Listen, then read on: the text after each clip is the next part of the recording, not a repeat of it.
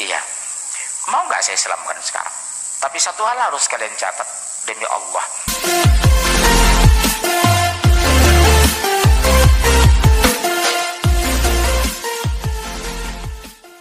Ya, shalom teman-teman semua dimanapun kita berada pada saat ini. Kiranya kita semua tetap berada dalam keadaan sehat dan apapun yang merupakan aktivitas kita sepanjang hari ini, kiranya Tuhan Yesus memberkati. Dan kembali berjumpa lagi di channel kita ini, yaitu Semayan Yasin. Terima kasih buat teman-teman semua dan juga para sahabat yang sudah mendukung perkembangan channel ini dengan setia, dan kiranya kita tetap menggunakannya untuk menjadi berkat bagi semua orang.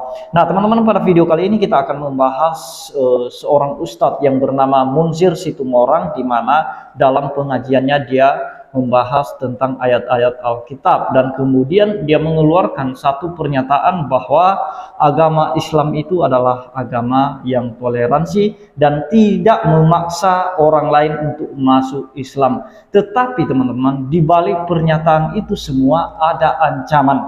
Nah teman-teman, mari kita simak apa yang disampaikan oleh Pak Ustadz Munzir Situmorang ini. Videonya yang berikut ini. Bapak sudah dengar penjelasan kan saya bicara Allah dalam sisi Al-Quran, bicara Yesus dalam pandangan Taurat dan Injil, kemudian siapa Yesus dalam pandangan Al-Quran. Transparan kan ajaran Islam itu? Iya. Mau nggak saya islamkan sekarang? Tapi satu hal harus kalian catat, demi Allah, Islam itu agama toleransi dan tidak ada paksaan. La ikraha fiddin. Tidak ada paksaan. Silakan masuk Islam, silakan tidak. Tapi kalau tidak masuk Islam sampai besok pagi kalau meninggal, insya Allah neraka jahanam. Siap? Saya pakai bahasa selalu begitu. Umar kan begitu. Ada seorang menantang dia ketika menjadi khalifah. Demi Allah, kau masuk Islam atau kubunuh kau? Aku Islam kan. Di kemudian hari beliau ini menjadi gubernur. Apa dia bilang? Demi Allah, seandainya Umar tidak tegas keras kepadaku, mungkin sampai hari ini aku masih kafir. Itulah membuat saya tertarik, tegas bicara di akhir dialog itu. Dia ngomong, demi Allah, seandainya Umar tidak tegas dulu kepadaku, mungkin sampai hari ini aku kafir. Kubunuh kau, kata Umar. Tapi kalau orang jil ini ribut ini, kayak bebek begitu. Apa yang terjadi, Pak? Itu saya bilang, demi Allah toh, kita sama-sama Batak, sama-sama bicara logik, sama bicara kitab suci. Itu sudah bacakan di Injil tadi. Jesus not God, bukan Allah. Toh, kalau nggak punya uang bisa ngutang sama saudara, tidak punya beras ngutang sama tetangga. Kesalahan dalam milih agama, resikonya neraka lah toh. Khalidina fiha abada. Mau saya islamkan sekarang, kita sama-sama Batak loh. Saya Islam sekarang. Nah jadi itu dia videonya yang disampaikan oleh Pak Ustadz Munzir Situmorang teman-temannya, di mana dia awal pembicaraannya dia berkata bahwa dia sudah membahas tentang Yesus dari sisi Al-Quran, Taurat, dan Injil. Nah teman-teman, saya mau katakan, dan ini sudah beberapa kali saya sampaikan kepada kita semua, bahwa Yesus yang dipercayai oleh orang Kristen itu berbeda dengan Isa yang ada di dalam Al-Quran. Itu sama sekali tidak bisa disamakan ceritanya atau disejajarkan kisahnya. Itu jauh berbeda. Karena Yesus yang dipercayai oleh orang Kristen adalah mati, bangkit pada hari yang ketiga. Sedangkan di dalam pandangan Al-Quran atau Al-Quran mencatat bahwa Isa tidak mati. Nah, Isa tidak mati. Dan ada beberapa perbedaan yang lainnya teman-temannya. Dan itu sudah saya sampaikan di video saya sebelumnya. Nah, yang kedua teman-teman, ketika dia berkata bahwa agama Islam adalah agama toleransi. Agama toleransi dan tidak memaksa orang lain untuk masuk Islam. Tetapi teman-teman, di balik pernyataan Ustadz Munzir Situmorang ini, di balik pernyataannya bahwa Islam agama toleransi, namun ada ancaman di baliknya. Di mana dia memakai gaya Umar katanya. Seperti Umar itu. Dia berkata bahwa kalau kamu tidak masuk Islam akan kubunuh kau. Nah, di balik pernyataan toleransi ini ada ancaman, dan bukan hanya sekedar ancaman untuk membunuh orang, tetapi dia juga menakut-nakuti orang bahwa kalau kamu tidak masuk Islam, kamu akan masuk neraka.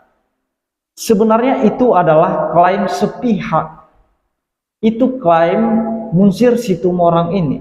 Tetapi kalau dalam pandangan Kristen juga, bahwa orang yang tidak percaya Yesus Kristus, tidak menerima Yesus Kristus sebagai Tuhan dan Juru Selamat, justru itulah yang binasa dalam neraka. Nah, yang namanya masalah agama ini teman-teman, itu ada klaim-klaim sepihak.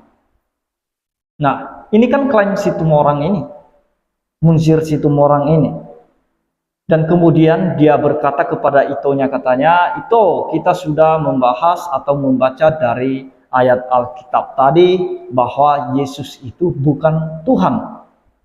Jesus not God, katanya. Yesus bukan Tuhan. Dan dia berkata, kalau misalnya pun kamu masuk Islam, dia berkata kepada Itonya begitu, kalau kamu masuk Islam dan mengalami hidup susah, bisa kamu meminjam beras atau meminjam sesuatu kepada tetangga untuk memenuhi kebutuhanmu. Karena memilih agama itu tinggi resikonya, katanya. Karena ceritanya teman-teman, di video utuhnya, bahwa Itonya ini suaminya penginjil. Saya kurang tahu apakah benar atau tidak. Dan yang jelas bahwa dia berkata kepada Itonya, bahwa kalau kamu tidak masuk Islam, kamu akan masuk neraka.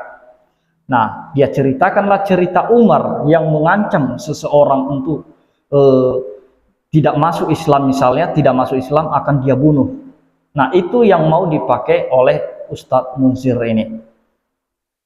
Artinya teman-teman, bahwa di balik toleransi yang dia katakan ada ancaman.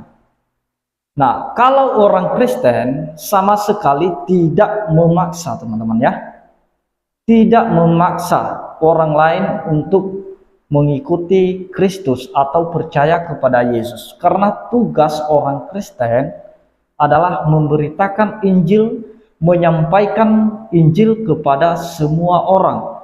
Masalah percaya atau tidak itu urusan Roh Kudus dan pekerjaan Roh Kudus di dalam hatinya. Karena setelah firman Tuhan ditaburkan kepadanya, maka Roh Kuduslah yang mengerjakan itu di dalam hatinya. Kalau dia membuka hati, membuka pikiran terhadap kebenaran yang disampaikan kepadanya, maka bisa dia percaya kepada Yesus sebagai Tuhan dan Juru Selamat.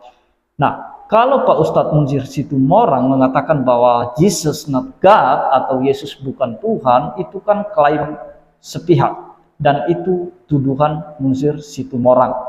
Nah, karena dia memandang Yesus itu dari pandangan atau sudut pandang agamanya, jelas tidak nyambung. Karena dia berdasarkan ayat yang di dalam Yohanes, teman-teman, mari kita baca. Di dalam video fullnya Ustadz Munsir ini, dia mengutip Yohanes 17 ayat 3. Di ayat yang 3 ini, saudara-saudara kita polemikus muslim itu suka mengutipnya dan menjadikan senjata untuk menyerang konsep ketuhanan Yesus Kristus. Dengan mengatakan bahwa inilah bukti ayatnya bahwa Yesus bukan Tuhan. Apakah benar di dalam Yohanes 17 mengatakan bahwa Yesus bukan Tuhan? Mari kita simak. Di dalam Yohanes 17, supaya kita memperoleh pengertian yang seutuhnya dari konteks ini teman-teman, kita memulai membaca dari Yohanes 17 ayat 2 sampai 5. Kita bisa menyimak dengan baik nanti apakah ayat ini mengatakan bahwa Yesus bukan Tuhan atau membuktikan bahwa Yesus bukan Tuhan. Mari kita baca ayat yang keduanya. Di situ dikatakan, sama seperti engkau telah memberikan kepadanya kuasa atas segala yang hidup. Nah, yang artinya diberikan kuasa kepada Yesus Kristus atas segala yang hidup. Dan tidak ada nabi sebelum Yesus yang diberikan hak atau kuasa yang demikian, bahwa mereka berkuasa atas segala yang hidup, kecuali Yesus Kristus ini. Nah, kepadanya dipercayakan kuasa atas segala sesuatu yang hidup. Demikian pula ia akan memberikan hidup yang kekal kepada semua yang telah engkau berikan kepadanya. Dan kemudian bukan hanya sampai di situ, dan juga dia memberikan hidup yang kekal kepada setiap orang yang percaya. Itu cukup luar biasa. Nabi-nabi yang lain tidak ada dari mereka atau dari antara mereka yang memberikan hidup yang kekal kepada pengikut-pengikut mereka, kecuali Yesus ini yang menjamin hidup yang kekal bagi pengikutnya. Itu sudah jelas. Dan di ayat yang ketiga, ini ayat yang menjadi senjata para polemikus muslim. Ayat 3. Inilah hidup yang kekal itu, yaitu bahwa mereka mengenal engkau satu-satunya Allah yang benar, dan mengenal Yesus Kristus yang telah engkau utus. Nah, teman-teman, mereka berkata bahwa Yesus bukanlah Tuhan karena mereka fokus kepada kata utus di sini. Nah, mereka tidak melihat seutuhnya ayat ini bahwa ini hidup yang kekal itu, yaitu bahwa mereka mengenal engkau satu-satunya Allah yang benar, dan mengenal Yesus Kristus yang telah engkau utus. Nah, teman-teman, di sini dikatakan mengenal Allah satu-satunya, mengenal Allah yang benar, dan kemudian mengenal Yesus Kristus. Harus ada dua ini. Nah, jadi harus mengenal hakikat kealahan Yesus itu, dan mengenal firman yang telah diutus untuk menjadi manusia itu. Nah, teman-teman, mengenal di sini, teman-teman, bukan hanya sekedar mengenal dan tahu ya. Nah, oh saya sudah tahu, oh saya sudah kenal dia. Nah, tetapi mengenal di sini adalah mengenal secara keseluruhan tentang Allah itu. Seperti kalau ada orang yang dekat dengan kita, teman-teman, atau sahabat kita, tentu saja kita mengenal dia. Itu bukan hanya kita mengenal namanya, kita bukan hanya mengenal bentuk tubuhnya, tetapi kita mengenal semuanya, sifat-sifatnya, karakternya, ucapannya, bahkan kalau boleh makanan favoritnya kira-kira apa. Begitu kalau kita mengenal sahabat kita. Nah, jadi mengenal yang dimaksud di sini mengenal semuanya. Kita mengenal sifat-sifat Allah itu. Bukan hanya kita kenal namanya. Nah, mengenal di sini itu disertai dengan percaya dan menerima. Kalau kita katakan bahwa mengenal Yesus, jadi kata mengenal di situ sangat dalam pengertiannya. Mengenal yang artinya percaya, taat, dan juga menerimanya, dan juga mengenal sifatnya. Nah, yang artinya kita harus tahu semua. Nah, itu dia teman-teman ya. Hidup yang kekal itu mengenal Allah dan mengenal Yesus Kristus.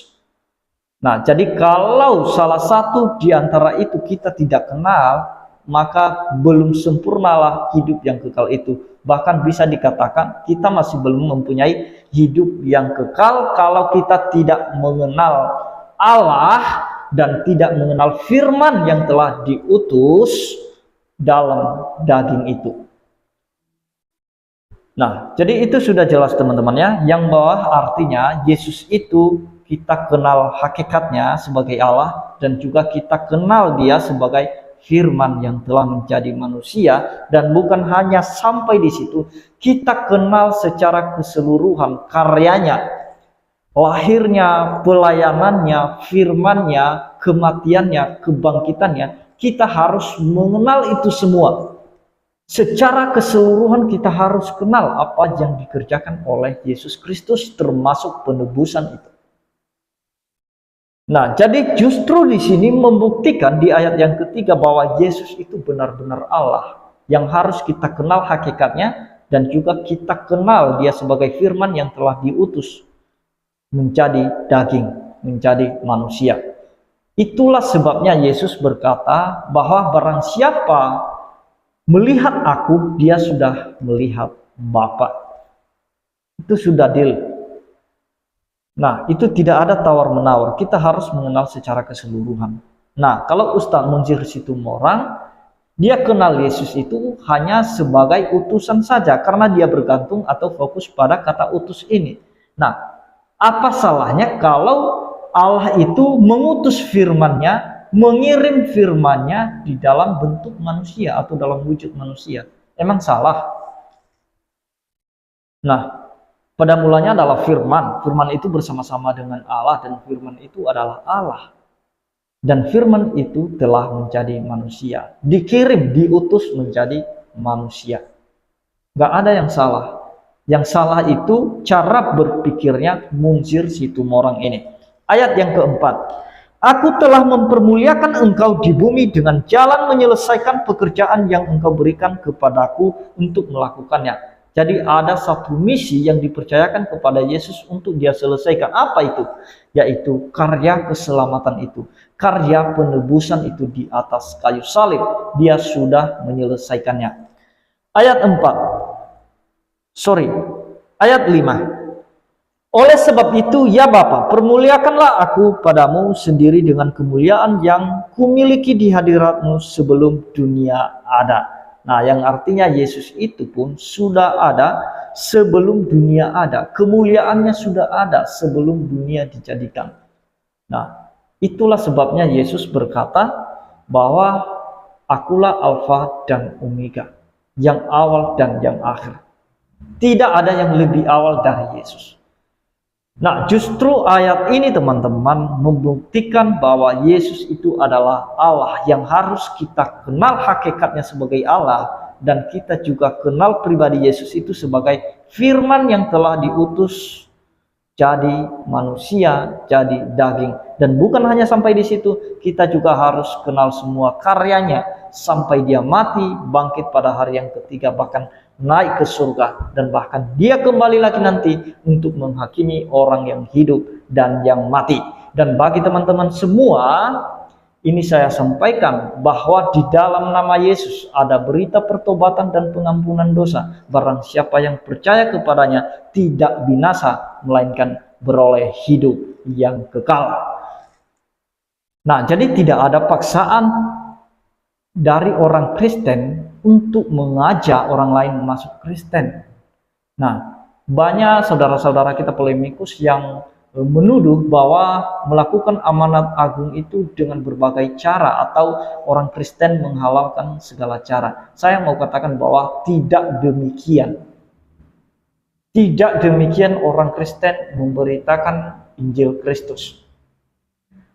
Nah, tidak seperti yang disampaikan oleh Situmorang tadi ya, Munzir tadi, di mana dia ngomong toleransi, tidak ada paksaan, tetapi di balik itu ada ancaman. Ancaman neraka dan ancaman pembunuhan. Sedangkan dalam Kristen tidak pernah mengklaim orang kalau dia tidak percaya Yesus akan langsung masuk neraka. Tetapi pekerjaan atau cara orang Kristen untuk memberitakan Injil adalah mewartakan, menyampaikan kabar baik itu atau Injil itu, di mana di dalam nama Yesus ada berita pertobatan dan pengampunan. Kita hanya menyampaikan kalau kamu percaya kepada Kristus, kamu akan memperoleh hidup yang kekal. Tak perlu kita harus menakut-nakuti orang dengan ancaman neraka dan pembunuhan.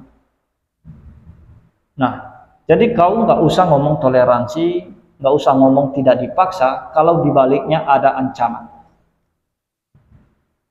Nah, jadi itu dia yang saya sampaikan teman-teman, terlebih dari ayat firman Tuhan yang saya sampaikan di dalam Yohanes 17, khususnya ayat 3 itu, bahwa dikatakan di situ kita harus mengenal Allah satu-satunya sebagai hakikat dari Yesus Kristus itu sendiri, dan kita juga mengenal firman yang telah diutus, yang telah dikirim dalam wujud manusia, dan kita harus kenal semua pekerjaannya, dan itulah yang kita beritakan kepada semua orang, dan itu jugalah yang disebut Injil kabar baik itu. Demikian yang saya sampaikan teman-teman, kiranya Tuhan Yesus memberkati kita semua. Shalom.